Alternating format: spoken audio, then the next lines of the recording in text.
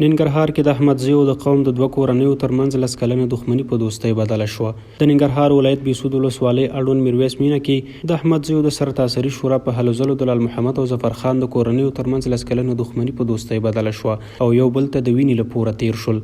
قومي مخاورو وایي د دښمني په 2014 کال د کوزي پښتونخوا شمشتو سیمه کې د کرکټ لوبې پر مهال رامنځته شوې وه چې پکې د ظفر خان د کورنۍ یو کس وژل شوی او 3 نور ټپیان وو.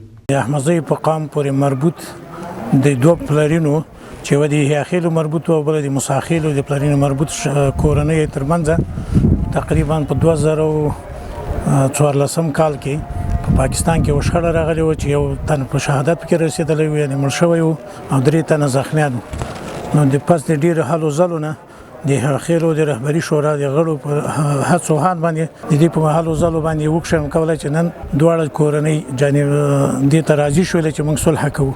د ښکېلو کورنیو غړي خوښ دي چې د کړاو ډک ژوند یې پای مومي او دغه انسان خوړونکي دښمني د علماو، قومي مشرانو او ځوانانو په نستړي کېدونکو هلو ځلو په ورورۍ بدله شوه او له دې وروسته به یو د بل وینو ته تږي نه وي. له کلونو په دښمنۍ کې ښکېلې دا کورنۍ چې په دغه موده کې له ګڼو ستونزو سره هم مخامخ شوي په نورو کورنیو او قومونو غږ کوي چې له دښمنیو مخ واړوي او د ورورۍ له ژوند خوند واخلي.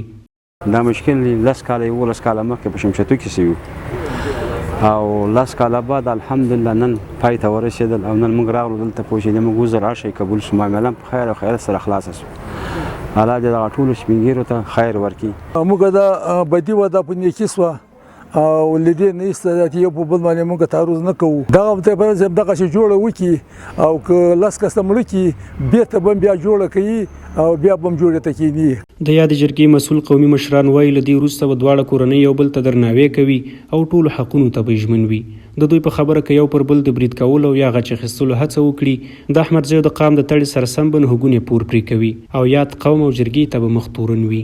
خو موږ هغه په فیصله کې لیکلي دي دا د احمدزیو دا یو قانون ده.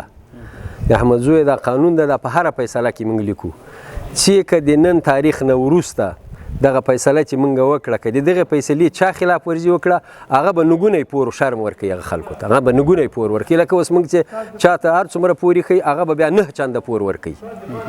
دا د احمدزیو قانون ده دا موږ لیکلي او په هره فیصله کې لیکو. تنها دا نه چې په دې کې لیکلي بلکې په هره فیصله کې لیکو چې موږ د احمدزیو په شورا کې دا فیصله کوو. په تیرو څه د پاسه 3 کلونو کې چې اسلامي امارت واک ته رسېدلی دی د ننګرهار په بېلابېلو ولسوالیو او ګڼو نورو ولایتونو کې په زرګونو لویې او وړې دښمنۍ په ورورۍ بدلې شوي دي چې ځینې خو یې ان داسې دښمنۍ هم وي چې د مړو او ټپیانو شمېر پکې تر سلګونو رسېدلی و او لسیزې په بر کې نیولې وي.